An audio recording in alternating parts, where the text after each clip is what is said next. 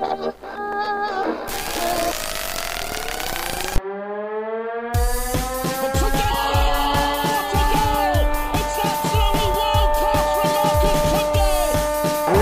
here, a great save. A turner from McClare. Mike Hunt. A terrific goal by Sheridan. Brexman against Jones. Get in. You could have two goalkeepers in there that would have trouble saving. Good afternoon, evening, or even good morning, depending on what time you're listening to it. And welcome to the Wednesday Week, the Sheffield Wednesday fan podcast. We're recording this on the 29th of August, a date, of course, famous for being Michael Jackson's birthday, but also famous for the day we picked up Daniel Padilla on loan and signed one Fernando Forestieri from Watford. Obviously, a lot of Wednesday fans at this point would have liked that be the final day we stopped buying players from Watford, but for some reason we carried on, and as you say, the rest is history. So, yeah, innit? Now, this week, ladies and gentlemen, you've got me in the chair, and we've got a full complement of weekers this week. So, to my left, we've got Vic. You all right, darling? You all right, man? Lovely. Good evening. I think we're going to call me my lord then. Whatever. I thought that was going to be nice. We've got Vic here. We've got James. Are you there, brother? I am. Sorry, just taking a mouthful of beer. Of course you are. That's literally what you do now. All right, so he's probably got the next one's probably got a glass of Shiraz in his hand. We've got Eddie. Right, number one, it's a Merlot blend. So, secondly, when you said at 29th of August we signed one Fernando Forestieri, I'm like, who the hell is Juan Fernando Forestieri? Yeah. It's not a player. Yeah, that's his alter ego, like Dr. Jekyll. Like Ramon. Yeah, just like Ramon. And probably with a pint of bitter, we've got Rich. Are you all right, brother? I'm all right, but I haven't got a drink in front of me tonight. I know it's probably you're all falling down amazed, and I don't drink that much bitter, to be fair. I'm falling down drunk, mate. It's summer. It's a lager kind of time at time, isn't it? James will hate me for that, but what the hell? Yeah, listen, I'm pretty sure that James himself has got an alter ego, and it's one that sits in a pair of cocking joggers at home, drinking cans of Fosters and tubes of Pringles. It's Skull, I've heard. It's Skull, drinking that I've heard. Blossom Hill that's like fruit flavoured. I can see you doing that as well. My favourite thing at the moment is to just go up to random people and go, right, what's the worst lager that there is? It's Foster's, isn't it? And they always agree, it is. I would seriously put Skull up there, though. Skull. Eight cans for a £5. It's bargain, but it's shit. I think, Rich. I think we're a product of our age, because I would always put Skull and Castlemine 4X above Foster's. I remember a time when Foster's seemed quite cosmopolitan. Yeah. And can you remember the heady days of when Carling Black Label just turned to Carling? I mean, Carling. Come on now, kids. Were there different variants, though? Was there like a Carling purple label, which was a bit different, or a Carling yellow label? Was it like karate where you get different coloured belts? Was there different versions of Carling? Was there a Carling white label that didn't taste like shit? Oh, white label was a completely different thing, isn't it? Was that white pretend you? So anyway, pretend you don't know, Ipswich, James. Right? So yes. I'm doing it. I'm keeping it together. So, once again, welcome again. Before we start, I've got a question. Rich, I'm going to come to you on this one. If I wanted to go for a pre-match pint with an outside bar that's in close proximity to the ground, where would you recommend? I'd recommend a roadside cafe with its outside bar. That sounds lovely. Can I get myself a cranberry and brie sandwich there as well? A steak sandwich, yes. I'm not sure about cranberry and brie. No, you can. You 100% can. Cranberry and brie is available. Cranberry and brie. Of course there was. We had a chat about it last week. I've had 3 this week since we recorded the last week. But enough about sandwiches and beers. When me and Rich went to the Riverside Cafe, I had salmon on a bagel. Didn't I, Rich? I did. It was tin salmon, though. John West. I'm moving on. I'm moving on. We're going to talk about football. Right then. So actually, Vic, I'm going to come to you first. So we played Ipswich, and it's been we came out 2-1 winners. Plenty to talk about. Zhao 2 goals, and to celebrate, got himself a new contract. Yeah, I mean, to be honest, when he scored both goals, I wasn't really thinking about the contract. It was only after the game that I went, oh, yeah, of course, how nice. He's just signed a new deal. That's lovely. But no, two cracking, very much Jow goals, weren't they? And yeah, really pleased with the lad. I think, as I tweeted and got a lot of likes for, he's fought tooth and nail for us. Yes. And he has grafted. And, you know, do you know what sounds really daft as well? I know he's still only about 4, but we've seen him grow up, because I think we signed like this skinny, gangly teenager, and then he became a dad and he lost a tooth, and then he became a good footballer and he bulked up a bit. And I feel like we've watched him through the ages. And I'm really pleased for him. I think he played really well. And those 2 goals are just fantastic, just testament to his contract, really. Is he the opposite of JJ, in the sense that, remember when JJ was coming up to getting a new contract, he would play like out of this world Ballon d'Or level football, and then as soon as he got his contract, he'd be like, yeah, no worries, fam, I'm sorted now, not going to try it at all. I think Zhao's getting it the wrong way around. He's actually playing better now. Tell you what, on Saturday, you could tell it was his first game back after being out injured for a bit, because he certainly didn't, you know, he had a decent game, but he didn't really do a lot and still managed to score 2 goals. Now that's the sign of a good striker who, you know, doesn't, I don't think there was ever a point where he seemed like he particularly got into the game, particularly got going, and yet manages to score 2. So if he can carry on doing that, the lad's going to have a good season. I kind of feel like at the moment that Zhao's kind of, he's become our most important striker, and we've got a lot of strikers knocking about at the football club, but I've just got a feeling Zhao this season, it could just be his season. But that's what I mean about, they were very much Zhao goals, weren't they? You think of, we've had poaching strikers before, you know, you can look back to, you know, I don't know, let's go all the way back to Adam Proudlock with his blue Mohican. You know, that we've had those sort of strikers that have just been at the right place. Jesus Christ, that's scraping the barrel, Vic. Is that a segue into Wolves? No. But I'm just saying, like, you know, we've also had strikers that are meant to do that, Joros, and they haven't done it. And now it's quite nice to see someone who's actually, like I said, he's bulked up, he's got a bit of strength behind him. We all know he plays better with Ate, but don't we all? And now he's getting the goals to prove that his contract is worth it. And I'm really pleased for him. Oh, he is. You say he plays better with Ate, right? I had this. He's been pants this season so far, hasn't he, Ate? Because you're right, Zhao and Nuyu back at the last season played fantastic, and I said that I called this last year. Let's have Nuyu playing great for a season. And that, so he had his 6 months in the last year, and then for the first kind of up till Christmas, and he's done now so far, has he? He's a prick, isn't it? That's a bit harsh, though. Is that not a bit harsh, given how many games we've played? And I think yes, it might be, but I'm a Nuyu. Yes. Fletcher's done a lot more though, hasn't he, than after Nuyu? I think the time that Fletcher spent on the pitch. No, you're right. I'm not bigging anybody else up. I'm just dissing Nuyu. There's others that could sit and that's have just a go. Standard behaviour. Vic, I tell you what, I'm going to stick up for you here. So, do you think that Fudge. yes, Zhao runs like daddy long legs on a urinal, but he's managed to get himself a couple of goals. And is he getting on your list purely because he's mates with Nuyu? Is that what it is? Is that why he's sticking up for him? Because they've developed this like little bromance between themselves, haven't they? Like on their hey, we're the third string striker guys. Do you know what I mean? Yeah. Do you know what happened though recently, Fudge? I don't know if you saw on Twitter. I saw a man on Tinder who was using Lucas Zhao's pictures, right? Like, and it was sick. You calling him out on here? Yeah, I am. I bloody am Aggie, the surgeon from Sheffield Hallam. Fuck off, right? He used a picture of himself leaning against like a Rolls Royce and put like, oh, just a nice day. Actually, mate, that was Marco Matthias' wedding. And then he uploaded a photo of himself with a medicine mask thing on. Actually, mate, that's when Lucas Zhao's son was born. So do you know what? Oh my God! Stop stalking him! Why do you know when these were taken? What are you doing? Are you hiding in the bushes?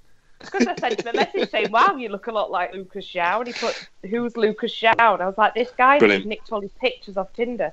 But as yet, no one has nicked any. Okay, well, anyway, let's go back to Ipswich. So we had the young guys back out in force, predominantly Jordan Thornley and I keep wanting to call him Dave Penny because apparently, 70-year-old ex-Doncaster managers. So I tell you what, James, tell us about these young lads. Keep an eye on them for me. What they saying?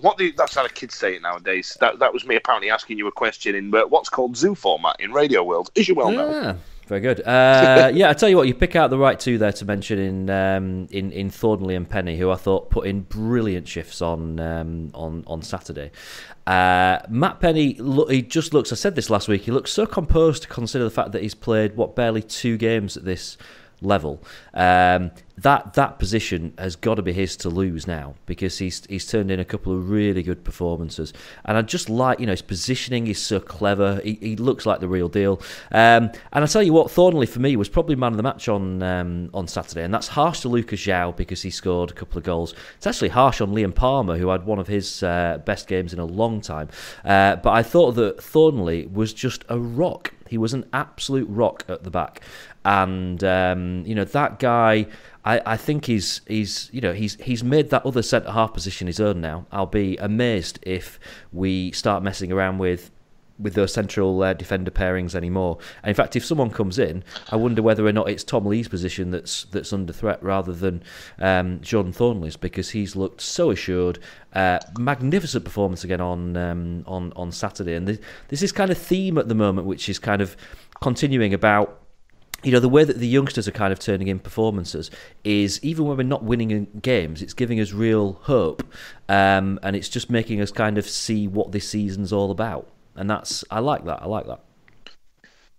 Yeah, it's quite encouraging. In fact, Eddie, I'm going to come to you on this one actually. So, if you're a long-time listener of the podcast, you'll understand the gag of Ramon, which is Liam Palmer's alter ego when he has a good game. If I'm right.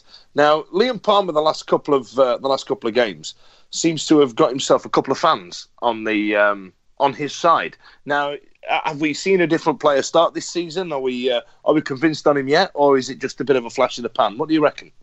I say number one, it's the hair. 100. Last week's podcast title. This wasn't a flippant throwaway comment. Samson, yeah.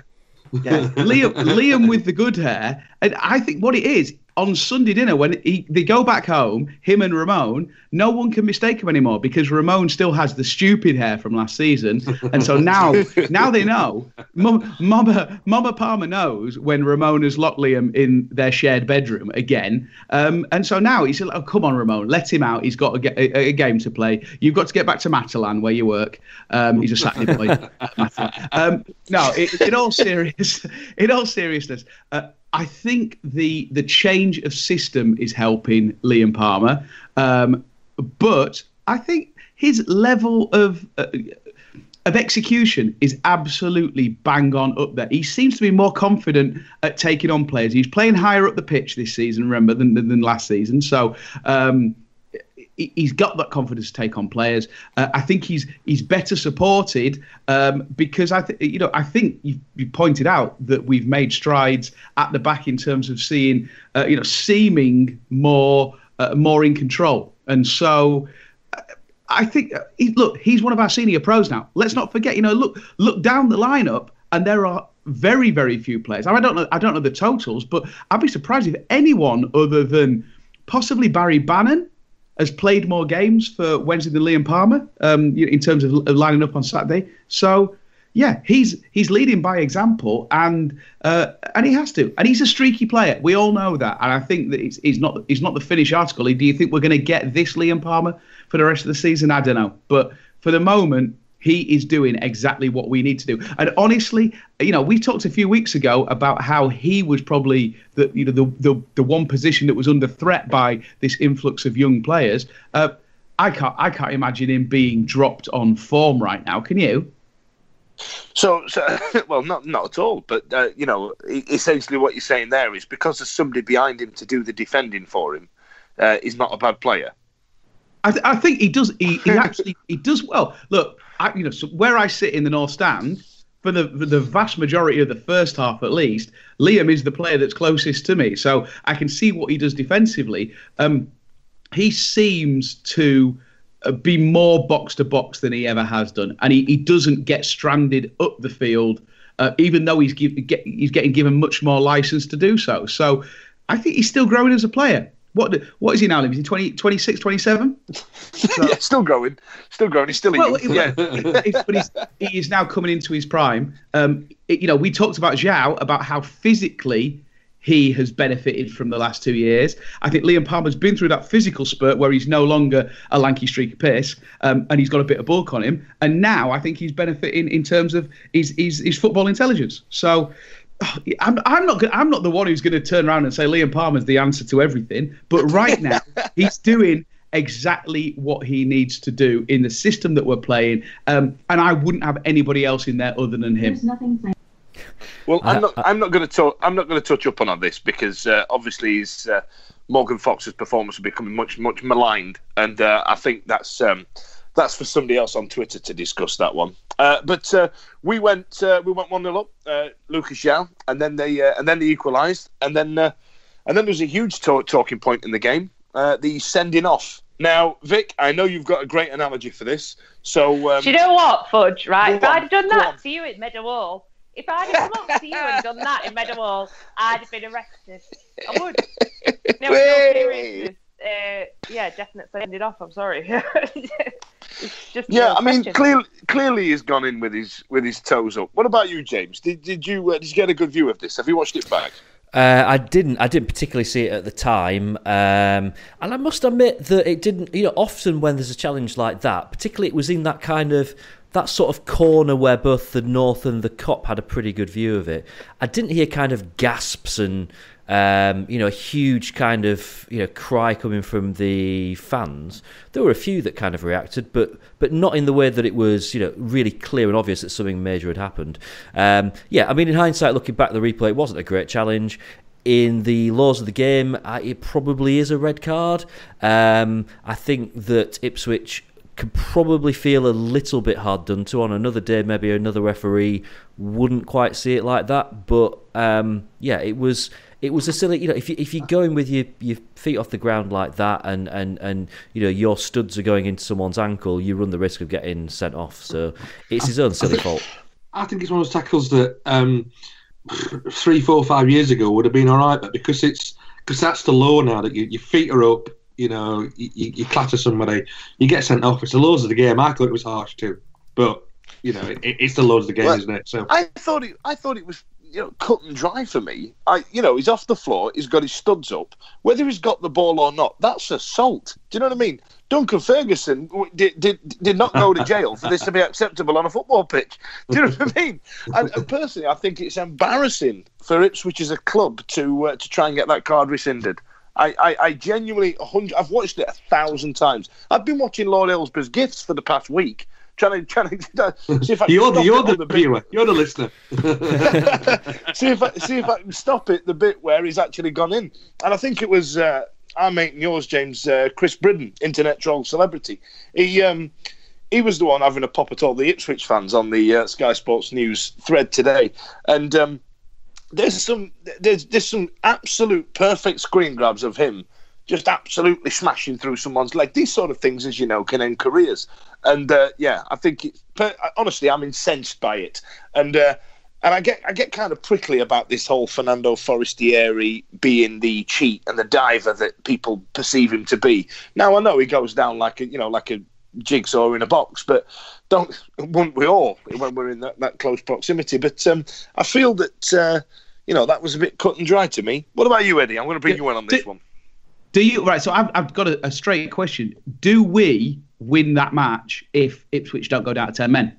Because of when it happened. So it was. I think the game was fairly balanced, wasn't it? Well, yeah. I mean, they're a terrible team. Let's not dress it up. They are a terrible team, and if we hadn't have won, this would have a very different feel to it. This discussion, but as it was, even with the changes that we made, if they don't go down to 10 men, do we win that game? What do you reckon, James?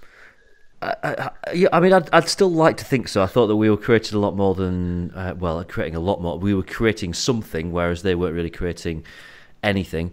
No, I mean, you're right. You know, it probably did change the game. But you know, if you go in making a challenge like that, if you're going to raise your studs, you're going to come off the floor like that. You run the risk, don't you? Of course. So, well, as it was, the game went down to 10 men, and Lucas Joust scored the winner, and we went on with that was our second league win on the bounce, wasn't it? Now, in less successful parlance, is that a word? I don't know. I'm going to make it up. I'm going for it. We moved on to the League Cup action. Now, as James wrote in his notes for the for this podcast, does anybody really give two chuffs about this about this competition anymore? Now we made 11 changes. I don't now. It's the Milk Cup. No one cares about the Milk Cup. I think there was a stat out earlier today that attendances for it as a whole were down. I can't remember the percentage, but they're down based on last year. So is it that everybody just give a monkeys? You know, it was this whole bringing in the B teams of the Premier League clubs and stuff. It just absolutely just devalued everything, and it's a shame because, you know, that's the last piece of silverware we properly won in a national competition. Yeah. So we should hold it in great high regard, but we don't. Now, obviously, with us playing Wolves, we've got to talk about our Wolves expert, resident Wolves expert. He has been for a couple of years now. So, Mr. Marriott, can we talk about Wolves at home? Yeah, the highlight was the fact that Tango obviously was on the north stand because the cop was shut, and he started off at one side and through the course of the game managed to work his way right over to the other side where he was quite close to the Wolves fans. So probably the most entertaining thing was him and his one man kind of singing back and forth with a group of about 10 Wolves fans. And fair play, he's got a pair of lungs on him as Tango. They were right at the back of the away end, and they managed to hear every word that he was singing. There is people out there is people. You know, if anyone can understand Tango, it's a bunch of blokes from Wolverhampton. Because guess what? He's a guy from Wolverhampton. He's from there, isn't he?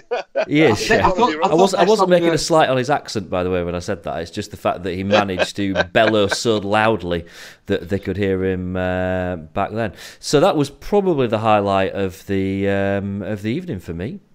I thought their Tango is a Wolves fan was quite a good one. So, you know, he's quite synonymous. I can't even say it. He's quite important down there as well.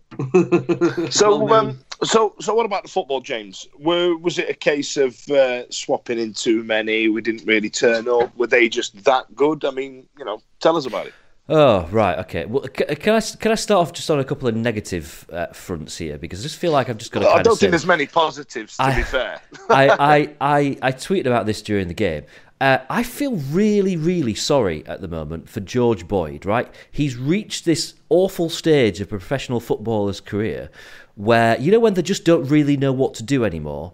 So what they do is they just fall on the floor in the hope that they get a free kick. He did it through the majority of the game against Sunderland when he played, and he did it for the majority of the game last night. And he just didn't seem to have, you know, any idea how to beat a man. So he'd just fall over, and the referee just looking like there was no way that it was a free kick. I am making no commentary on George Boyd's personal life. I would like this to be. I'm pretty sure there's an app you can download. Anyway, yeah. Ask me for instructions because I definitely don't know. Anyway, so yeah, all George Boyd's done this season is fall over. I'm worried about David Jones, and I'm worried about him because I think that he's suffering some kind of like really serious identity crisis, or he's going through some kind of really bad midlife crisis. Because he's started wearing a hairband, and just he just looked a bit odd last night. He put himself about, but he didn't really do anything. And Morgan Fox actually had probably one of his best games, but still looked very Morgan Fox. And I don't think I need to kind of elaborate on that anymore. Well, fair enough. I know he came under some fire. The last few games, but it's becoming a bit too much. There doesn't seem to be enough constructive. It's just, no, bloody hell, you're bloody rubbish. That's just it now. So it was only them three, Fudge. It was only them three. And I think when I was in the pub when the team came out, And my mate John turned to me and said, it's a good team apart from, and named Boyd, Jones and Fox as being the weak links in that team.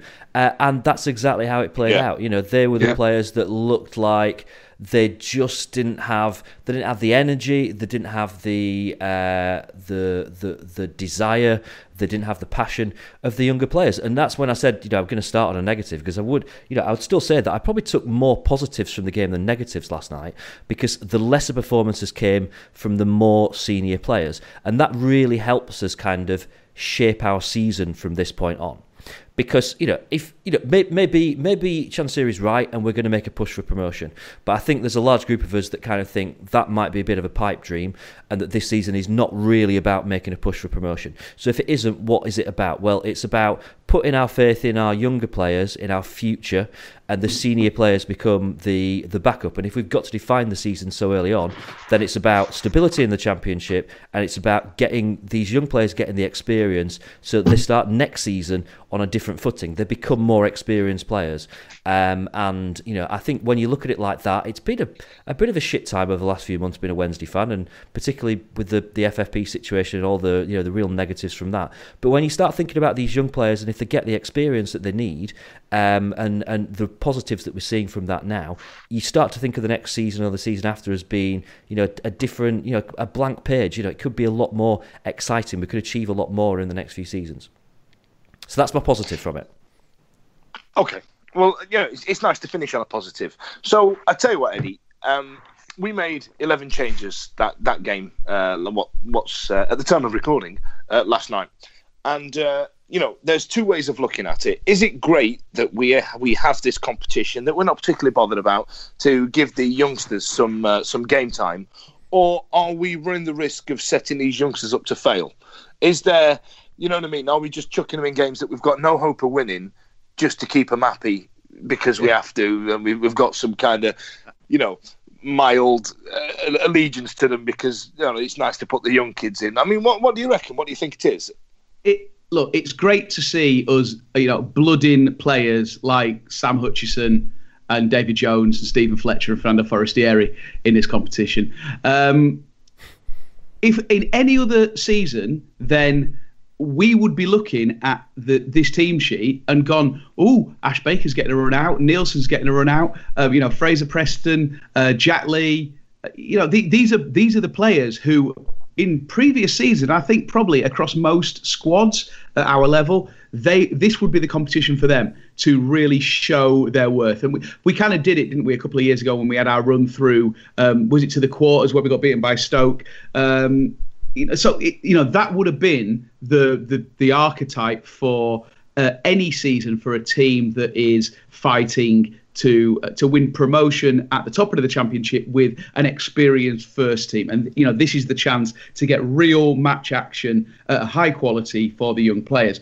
We're in a very different situation this year, aren't we? Because, those players, Jack Lee aside, have all figured and probably will continue to figure for a large proportion of the games that we have this season in the league, in the FA Cup, which is another cup that Wednesday fans may remember we occasionally do all right in. But I don't think we're setting anybody up to fail because this squad last night, we put out a team that actually Jos Lukai has shown that he would put that team out for a league game if that was what he thought would be the best way to approach that league game. I don't honestly think that he thought that was his strongest side. But, why play Fernando Forestieri in the Milk Cup if you're intentionally trying to put out a team of kids? You're not anchoring the team with that. So I honestly believe that he looked at that 11 that he put out and said, okay, they're probably the 11 players that we've got who hit the right balance between level of fitness and level of performance. And it wasn't a good performance. And can you really expect us to when we're playing against a team that is fielding an £18 million signing in Adama Traore? So it wasn't so much men against boys because we had experienced players there, but this is a very, very high quality opposition against a team that is effectively thrown together, a mishmash of promising youngsters and senior players who aren't performing, and we got that exact performance out of our team, didn't we? So no, yeah. I don't think we're throwing anyone to the wolves, because that was young players playing with experienced pros who should have been able to keep them right. But I don't think any of them disgraced themselves as far as the young players were concerned. And I think you're absolutely right that the under-par performances came from players that we know can play much better at a much higher level and can mix it with the likes of £18 million signings. So yeah, I've got no complaints. I'm happy that we're out of it, because we've got better things to do. But I think that's a sentiment that's echoed by a lot of people. Surely, yeah. I think for me last night, I thought the first half we looked all right, but the second half they just stepped up and they showed the quality. And Traore just did what he did. It turned inside every time, and we didn't kind of work that out. That's all he does, turn inside each time. But they've got better players than us, and I just thought that they deserve to win, and we just concentrate on the league. That all one. Okay, well I tell you what then, Vic. I'm going to put you on the spot now, Vic. These young players that we're bringing in now, and I know this is purely hypothetical, and like I say, I'm going to drop you right on the spot here now, but I reckon you can talk your way out of it, so you can swerve the vitriolic crap that you get from misogynistic bellends on Twitter. Fudge, yeah, well, this is it, you see, and I know you're a big fan of the young lads. So, do you believe that we would be playing these? Would we still be carrying out this same youth policy and bringing people through had we not had our hand forced by FFP regulations? So would we still have this invest in youth going forward? Would people like Penny, Thornley and Hunt still be getting a run out had it not been for FFP? Probably not, right? But is that a bad thing? I mean, I know you don't win out with kids. Look at 1993. But I honestly think that Thornley and Penny especially, and what was the lad that went off injured the other night? Preston. I think they're class. I think they're absolutely class. I think Thornley is brilliant. I do think we need to get someone alongside him who's a bit better than Tom Lee. But I think we've got two great players there, and I think Preston will be if he comes back fit again. Alex Hunt I've not really seen, to be honest, so I can't really judge on that. But yeah, I'm loving it. And you know what? For so long in this city, our rivals have produced some class, absolutely class youngsters. And who have we produced? Jamie Vardy, Gary Cahill, and they've all sodded off. So now it's quite nice at George Hurst. It's quite nice to have some young, fresh talent that wants to play for the squad, wants to be wearing the blue and white stripes, wants to be on that pitch. I think it was brilliant. And if that's what FFP has done, actually, maybe that's a really good side to FFP, because if more clubs end up doing what we're doing, then maybe there will be less intake from foreign clubs or from Premier League clubs or whatever, and maybe we'll start to focus on our own. And we've got a great guy in Lee Bullen for the youth setup. And yeah, I mean, look at Dawson and what's his face, Wildsmith as well. We've got a really good setup there. Let's use it. I think that's a great positive way. A massage.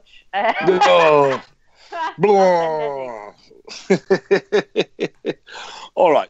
So let's move on. Right then. So we had a great result, pretty piss poor one. So we're on a trough at the minute. Let's go straight up into a crest, and I think this is one of the biggest crests of our calendar year, and this is Barry Bannan's new contract. He's signed on for another 3 years, and he's been absolutely pulling strings since he returned back to the fold. So, I mean, James, come on, man. This is a sign of the season, yeah? It's huge. It is huge. We had a similar conversation, didn't we, 7 days ago when we talked about Lucas João signing a new contract, and we said the next one, if they've got any sense, they've got someone banging on his front door now, getting Barry Bannan to sign a new contract. And they've done it. It's taken us, less than a week to get that sorted. So the transfer embargo being lifted. I had a bit of a rant last week, didn't I, about the transfer embargo thing being a bit of kind of smoke and mirrors. Well, we as a club, we've done exactly what we should have done, which is we've used it as an opportunity to sign the two players that we really needed to get signed up to new contracts. we've got those done. There's still a few players that I think we'd benefit in the long run from getting them signed up to contracts, but the two that we really needed to get done, we have got done. And I did see a tweet earlier on with this is amazing. This if you look at the championship season so far, I know we're only like 5 games into it or anything like that. So the most touches, this is the entire league. Barry Bannan is top of the table for most touches in the championship so far this season. He's second for most completed passes, and he's second for most chances created. So the fact that we've just tied this guy down to a longer term contract at Hillsborough is absolutely huge, and real fair play and respect. And they've got a lot of stick this season and this summer for stuff that's been going on. Absolute respect to the team at Hillsborough who've got this deal done, signed, sealed, delivered before the end of the transfer window. Because right now, I'm not even that fussed now whether or not we go and sign anyone before the window closes, whenever it is. Is it end of play tomorrow or on Friday, whenever it is? It doesn't feel like it's that important anymore, because the two signatures that we needed to get, we've got. Right. I don't, I'm super, super positive about everything. How do we think collectively that we have managed to do this from being in a position where I think we were all quite despondent about our ability to continue to compete at a level that meant that our best players could stay? What it doesn't worry me. I'd like to know the answer to it, but I think it's a valid question. Both Zhao and Bannan, being not only saleable assets but proven commodities, were in a very, very strong negotiating position. So part of me thinks we must have offered an awful lot of money to persuade them to stay, rather than, I'm sure they both had advisors talking to them and saying, you know what, you've probably got a chance of jumping ship to a team that's in a stronger position as far as getting into the Premier League, or maybe even, and it's certainly in the case of Barry Bannan, a lower level Premier League team with a big pay rise, a big signing on fee. We must have shown them some good plans for the future. We must have shown them some ambition, and the ability to continue to operate in this division in a way that would attract players like they, who are capable of operating at the top of this division. It seems really counterintuitive compared to the doom and gloom of the last 2 months. Does that make sense? I think when we go back to the supporters fans forum the other week, when we were all reading the post coming out of it, I was away and reading it and stopped reading it because I was feeling really, really despondent about it. And when the embargo, the whole kind of thing, right, players can't even extend the contracts, and then we've got like 11 players out of contract at the end of the season, and that really scared me without seeing the list. And I think now of the 11, these are probably the 2 most important kind of ones to get on new contracts. When you look at the other ones, Westwood's in there, and we all kind of think, we've got the embarrassment of riches. We've got goalkeepers, and some of the other names. Abdi, for example, he's on that list as our contract at the end of the summer. So it does look a little bit brighter than it did 3-4 weeks ago, whatever that was. Yeah, definitely so. And I think you're right there, Eddie. That's an interesting way of looking at it. Like, what vision have they sold to these 2 players going forward? Now, speaking of signings, Vic, have we had any movement on anything? Have we had any rumours? Are we going to try and set the world alight in these next couple of days? Have you? Bear in mind, I'm pretty sure, if I remember you mentioning just once, that you can see the North Stand from your bedroom window. You've clearly got your nose to the grindstone. Like, is there anything happening? Have you heard out? I've not heard alt, Fudge, to be honest. I've even heard you lot this week were talking about Danny Bart, and I thought, no, I've not even heard about that. No, I've got no idea. I'll have to pass this on, I'm afraid. All right. I'll tell you what then, Rich, you could pick this one up then. So, Danny Bart made some comments in the local press. Did you read this? Did you hear about this? I've not heard about his comments, but I've seen, obviously last night, you'd have expected him to have played last night, or at least been on the bench for Wolves, but putting their kind of second string out, or their second 11, whatever you want to call it. And he wasn't in it, so that's kind of created a whole kind of rumour mill again. And I see that their manager is kind of, it's obviously prompted some speculation down at Wolves, I think he's kind of left it wide open whether he's going to actually go somewhere. But we need I guess some. I'm still not sure what that Bart's man we need. We need some kind of. I said it. Some kind of real bastard at the back that can really. Someone did Mick Lyons kind of, but does Donny Bart fit that?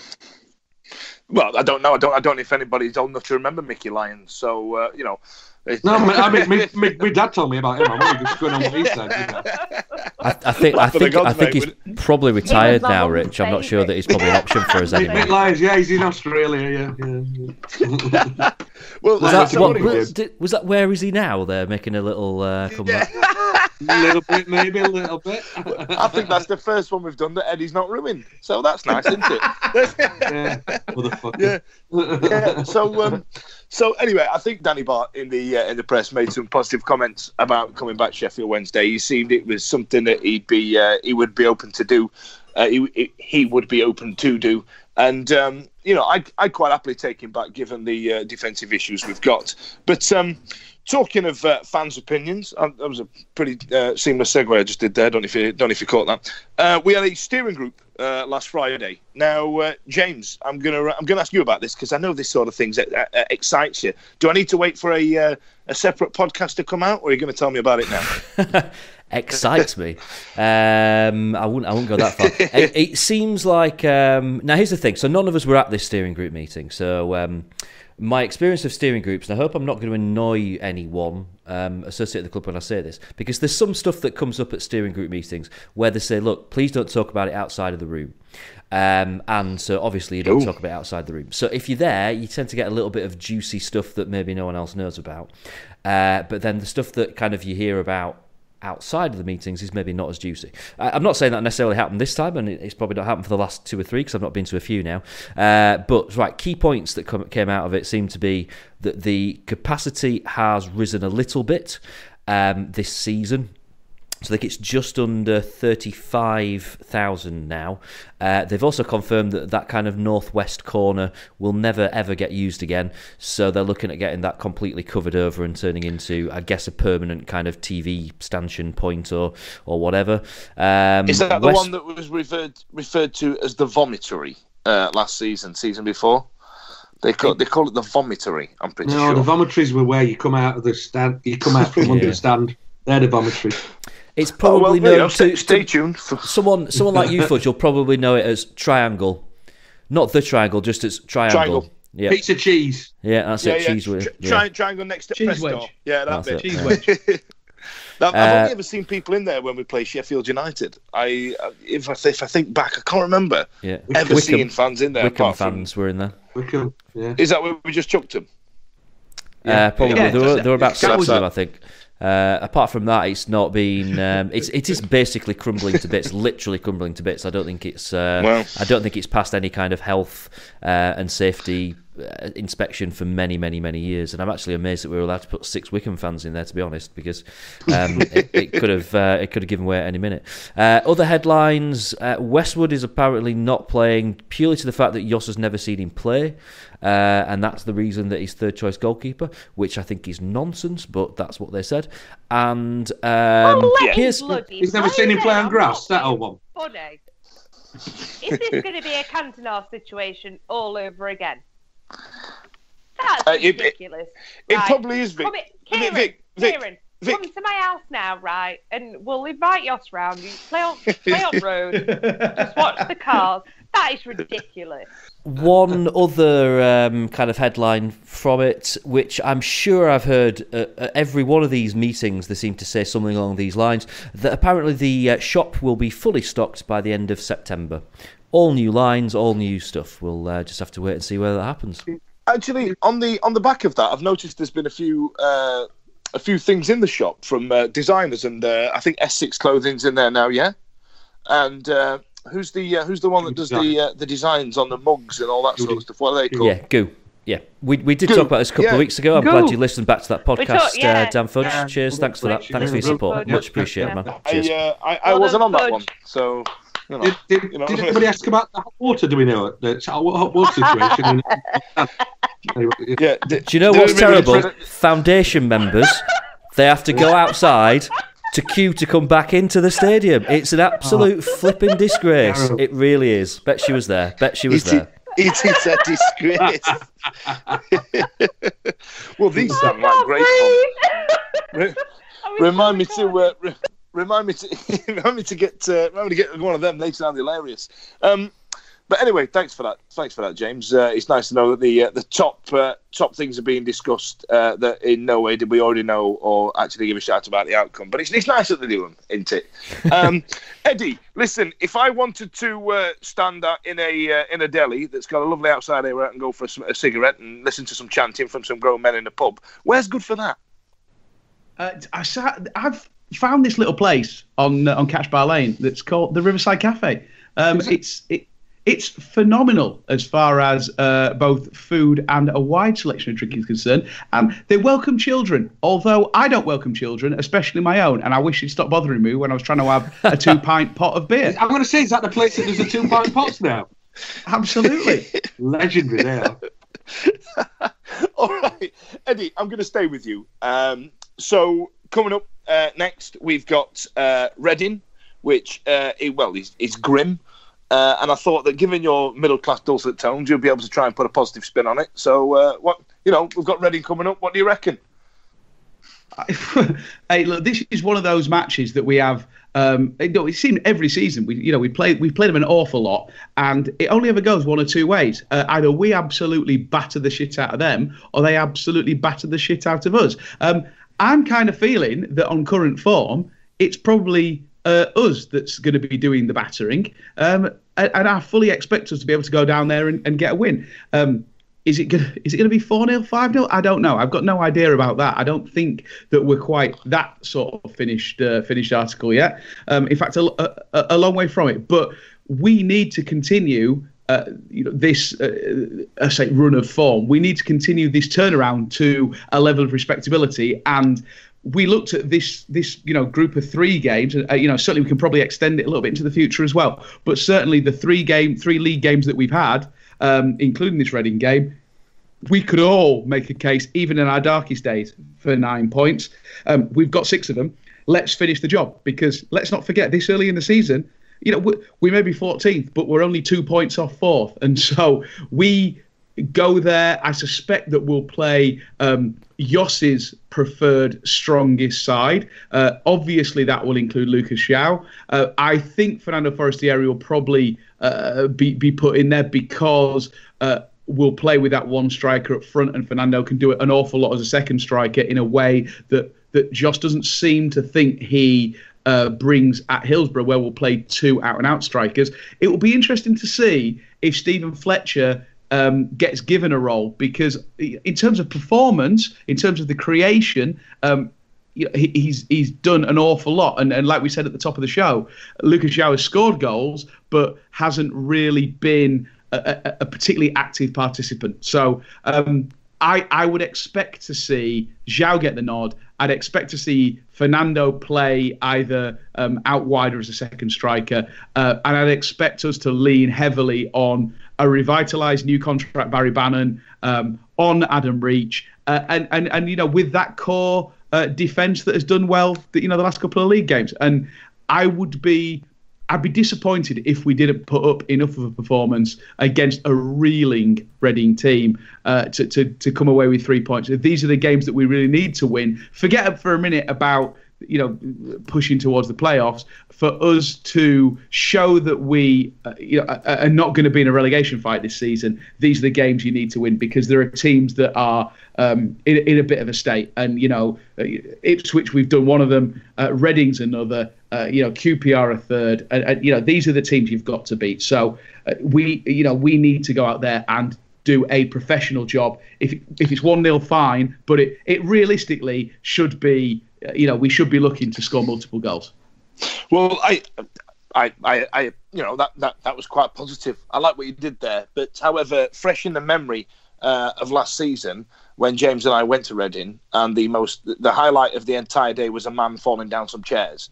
I beg to differ with your assumption of one team batters the other. Do you know what I mean? I mean, that was truly one of the worst days of my life. It was a lot of what I call fuckery.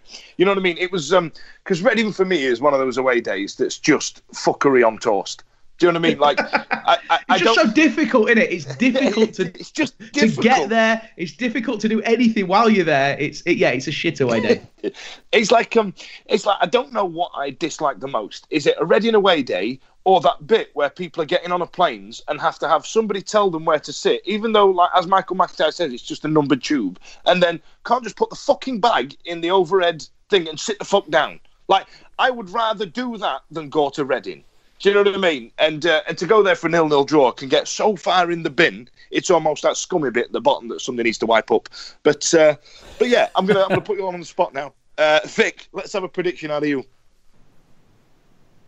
Oh, yeah, mate. Yeah. Are you still awake? Are we all right? I am awake. I am awake. I'm sat listening. I'm quite enjoying it. It's like my own private Wednesday week. I love it. Coming in your ears. Oh dear. Yeah.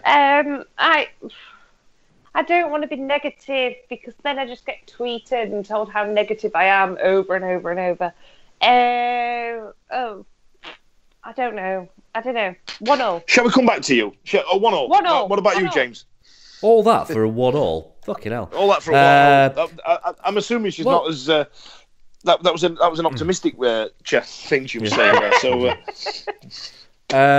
This is a bit of a balancing act, this, because we've not kept a clean sheet this season, and we might have won the last two games, but Millwall and Ipswich were fairly dire teams, and boy did we make hard work out of winning their games.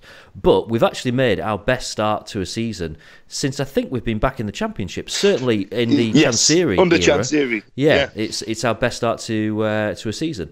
So I have a kind of a quiet feeling of confidence, and I think we're going to nick a 1-0 win. A 1-0. What about you, Rich? For a 1-0. Oh, go back to sleep, you. Shut up. I said after the Ipswich game on Saturday, I thought if we get a good side that comes to Hillsborough, we could get a bit of a tonking because we've been playing all right and getting wins, but I think Reading one of these teams that we can go and get a win against. So I'm going to say 2-1 Wednesday. Ooh, 2-1 Wednesday. Both teams scoring. Are you as optimistic as that, Eddie? Well, yeah, like I said, I don't have a great deal of confidence in our ability to knock threes and fours, but we should be looking to score multiple goals. So I don't think Reading pose a particular threat. I'll go 2-0. Oh, well, that all sounds like a good day out from everybody apart from Vic's 1-1. So it's probably going to be that one, to be fair. But but yeah. What about you, Fudge? Move it. Go on. Did you pick one? Did you pick a score? I didn't pick one. I was like Vic. I was sat there going, I can't choose this. I think it's going to be a shithouse 0-0. But I had no way of stressing that. Throw yourself under the bus then. All that for a 0-0. Fudge, are you going? Because I know you've got Reading has a special place in your heart for those many long and torrid journeys that you had back and forth there. So are you going on Saturday? Yeah, I'm waiting on confirmation of a ticket, and I should be there on Saturday. Yes, so I'll be there to get stuck on the bus and get stuck on the dual carriageway, and then bugger about coming back. And it's going to be an absolute lollercoaster. So one of my favourite things about Reading away is that you see Wednesday fans, especially ones who maybe not as cosmopolitan as others, describe it as a London away day, and I love to see their faces when they realise, when they get to London, exactly what faces them in order to get out to the game. Because it's effectively like arriving in Liverpool and going, I'm just going to get to Hillsborough now. Job done. So good luck to those of you. I would suggest setting off early if you're coming from Sheffield. Yeah. It is. It's like the equivalent. It's like the geographical equivalent of going, hey, I'm going to Surrey next week and expecting thatched cottages and ended up in Croydon. Do you know what I mean? It's that same type of thing. It's just bloody awful. So anyway, let's move on from Reading because it just upsets me. Right then, Rich, we've got some multimedia news coming out this week. Now there's a movie that you're going to tell us about. Yeah, me, Vic, James, and the other Richard, the one that doesn't come on the podcast. We're all going to go and watch a little movie down at the Showroom Cinema on next Tuesday evening. So back row. Oh God! No fingering on the back row. Dating's changed. It's moved on. You can't get away with it anymore. You know what I mean? It's moved. Dating's moved on now. The kids don't do it anymore. The cinema's shutting down. But do you think there's a chance we might talk about the film at any point during this segment, or maybe? Tell us about this film. Somebody tell us about this film, Rich. What's it about this film you're going to go and watch? Well, from what I understand, it's a bit of it's called All Wednesday, and featuring a few interviews with supporters, which and that's it says a host of interviews with Wednesday nights of all ages is what it says on the website, who describe their unique connections to the club. So I'm looking forward to it. To bring this full circle, it's a celebration of Sheffield Wednesday for 150 years, talking about players and fans, past and present, and things like that. And there's actually quite a nice little touch as well. I don't know if it's a nice little touch; it seems expensive to me. But the ticket prices are $18.67. So I don't, did you see what they've done? Well, I'd point out me and Vic went to the cinema on, was it Sunday evening that we went to the cinema? Do not complain about the price, Marriott. No, I was going to say it because it was free for us, but it's like a £5 a ticket at the View Cinema. So 18, the best part of 19 quid to go and see this feels like quite a lot. However, if the standard of film that you get for a £5 is like The Festival that Vic and I went to see on Monday, then I will happily play £19 to, I don't know, maybe just watch a video of someone watching paint dry or something, which will probably be more entertaining than that god-awful film. A chiropodist appointment or something. Like, I would... That film was the worst film I've ever like what an hour of watching someone count from 1 upwards. That would be more entertaining. Brilliant. So join us next week on Film 98 with Barry Norman. No, Fudge, we need to just clarify this, right? We've literally glossed over the fact that there is an actual feature film being made about Sheffield Wednesday, about our club. Wouldn't we have killed for that? I spent the vast majority of the last week watching Amazon's big budget hagiography, ridiculous worship job about Manchester City and Pep Guardiola, and I watched it thinking, God, I wish just for 1 year we could get there, and Amazon or Netflix or whatever would make that film about us. You know what? We've got it. We've got that film. That's going to be something that we are going to be able to share with our kids. We're going to be able to watch it time and time again. It's really, really important for us as Wednesday fans to have these sort of things happening, and it ties into the merchandise being sold in the club shop, which is not just shit golf tees and pattern ties with the club logo on it. This is from the fans, of the fans, by the fans. This encapsulates, hopefully, what it is to be a Wednesday fan. The reason why we sit here every Tuesday night or Wednesday night and do this podcast, and I really hope, and I'm sure it's going to be amazing, that this film really, really captures that. What it is for fans of a club that may have pretensions to be massive, but look, bear with me, I'm nearly finished. May have pretensions to be really massive, but is basically one big, giant Greek tragedy, and yet we're still here doing it. I just think it's incredible. We've got the opportunity to share in that, and for that to go on the record, and for us to be able, when we're all old and grey, which for Rich is 2 or 3 weeks away now. I've gone grey. There's nothing away from it. I am grey. For us to be able to say that's what we went through, that's what we've done, and I think it's incredible. I couldn't be more excited about seeing this film. And for the record, I don't use hair dye. Oh, right. What? Do you? The guy who's made it, Matt, is the same age-ish as me, obviously a little bit older. Sorry, right. Matt. And we're going to talk to him on the night that we all go down and watch the film and stuff. But he's a proper fan. That is what makes it so exciting. In that he's not somebody that we've drafted in and said, "Can you come and make a film?" He went to the club first and said, "I've got an idea to make a film." And that for me is that's exactly how this film should start. Do you know what I mean? I'm glad. I'm glad. It's made by a fan. 20 minutes going to be like, this is it. Michael Jackson's "This Is It." Yeah, do you know what I mean? exactly. With little talking heads. There's no 3D spider. There's no dying 50-year-old dancing around on stage. It's all about. It's his birthday, Vic. Bloody hell! Bloody hell! Too soon. Would you say that about Paul Bannan? I don't think so. It's a decade. It's been 10 years. Paul Bannan did not know for this. Anyway, no, Matt is a proper fan. He's really he's always at the Riverside Cafe with its outside bar on match days. He always comes and sees us, and he's a really nice bloke. And I just hope that people. I know it's expensive, but he hasn't set the price for that. I'm pretty sure. But I can't wait. I'm really excited for it. I just genuinely hope it's not some bloke from Exborough going bloody rubbish. Do you know what I mean? I'm holding out for that. But anyway. Right, let's move on. We've James earlier on in the week has put if you do get time to see the film, it's on 4th of September. Tickets are $18.67. Get yourself down sold there out. and sold out. Oh, is it sold out? It's sold out. Yeah. Well, probably not. Probably not a good what's idea. going to happen is then Rich is going to video it on his phone. He's going to upload it to Twitter. I'm going to go Facebook Live on it. Yeah. Wednesday the 5th. Yeah.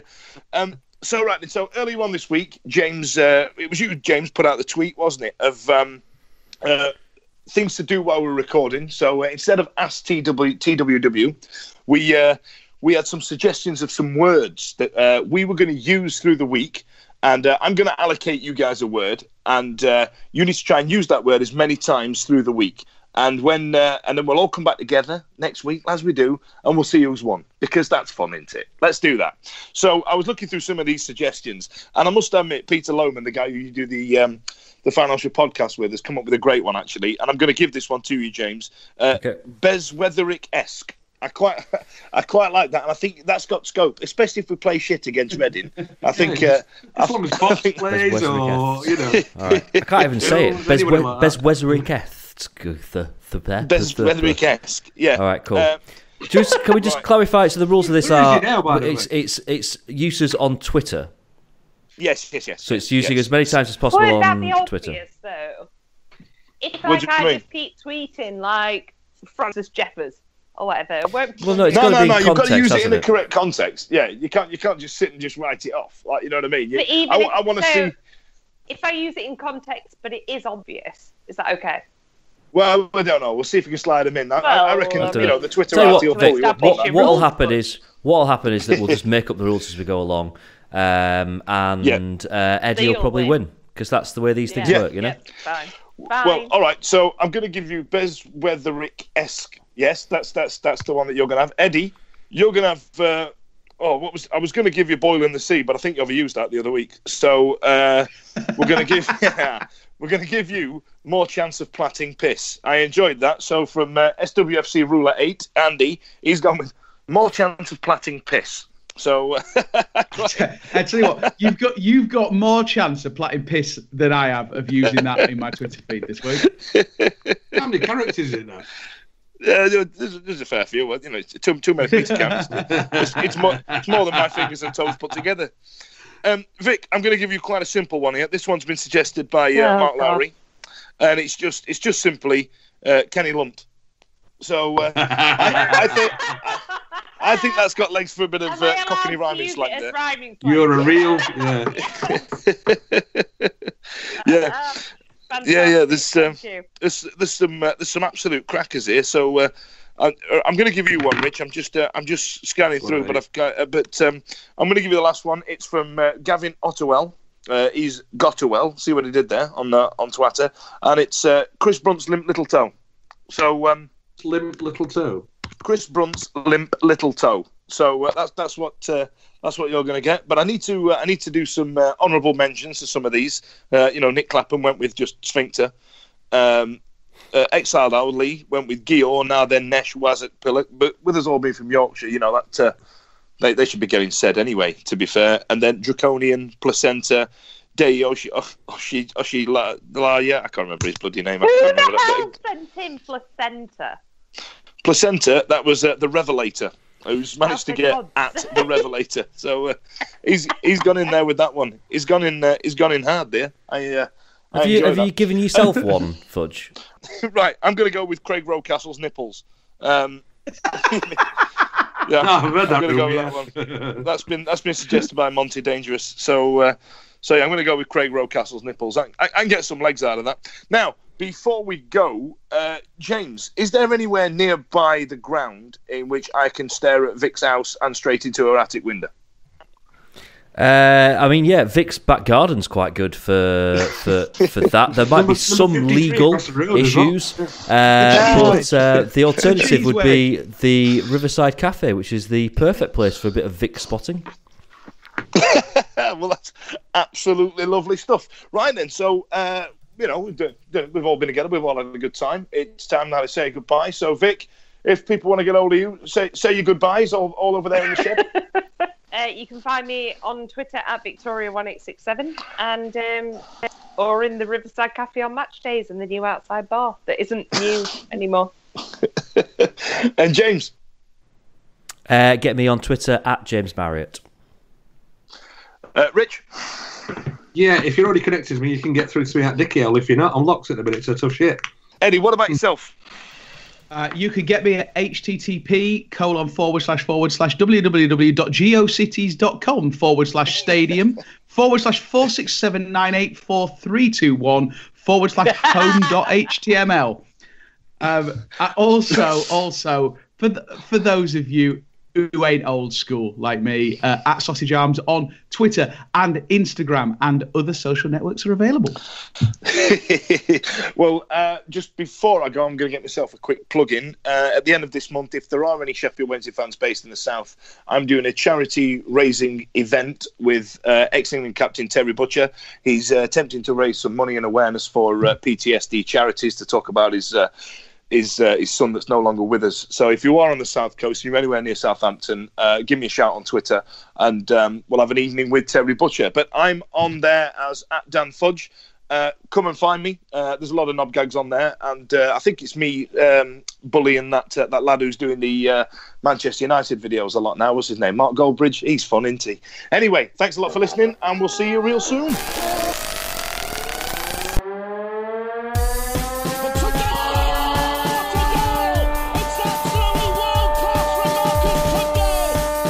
Chance here, a great save. A turner from McClare.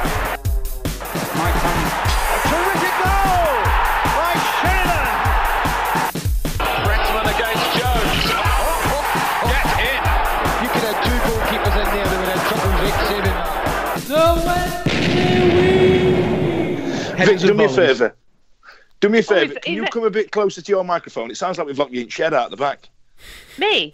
Yeah. Just put your mouth close to the microphone for me. Just. I thought headset tonight, Fudge. Sound a million miles away. This has cost me 28 quid, this. Bloody hell. Fudge, that's a strange shaped microphone that you're trying to push. It's a novelty one I got from Amsterdam. I'm going down. Now just lick the tip for me. All right. So anyway, James, sorry, I've made it weird. Carry on. Get me out of this hole, please.